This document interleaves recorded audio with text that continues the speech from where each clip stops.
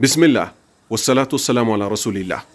ወንድምና እህቶቼ ለምን እንደፈራን ግን ገብቷችኋል?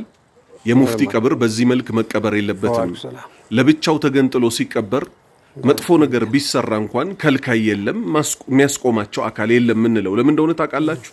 ተመልከቱ። ይሄ ፈድሉ ሐሰን በመባል የሚታወቀው አንዋር መስጂድ ውስጥ ይኖር የነበረው ግለሰብ የሱ ቀብር ነው። የት?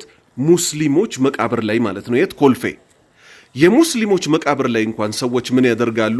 ይሄው የፈድሉ ሐሰን ቀብር ላይ ይሄው ሰዎች ተሰብስበው 4 ሴቶች 3 ወንዶች መኪና አቁመው ምንጣፍ አንጥፈው አላህ ያሳያችሁ ይሄንን የሚያክል ዙርባ ጫት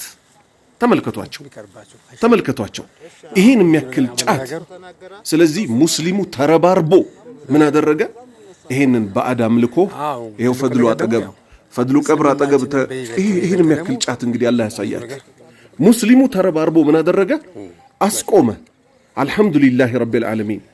ሙፍቲ ቤት ውስጥ ግን 1000 ካሬ ናት፣ ለብቻ ለቀብር ናት ምናምን ቢባል ውስጥ ገብቶ ማን ያያል? ይሄ እዛ የሚሰራው ነገም እንደሚሰራ በምን እናውቃለን?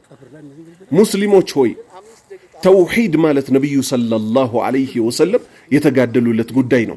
አቡበክር ስዲቅ ነብዩ ሰለላሁ ዐለይሂ ወሰለም እንደሞቱ ምን አለ? ሙሐመድን የሚያመልክ ካለ ሙሐመድ በርግጥ ሞቷል፣ አላህን የሚያመልክ ካለ አላህ ሁሌም ሕያው ነው፣ መቼም የማይሞት አለ። አደራ በተውሂድ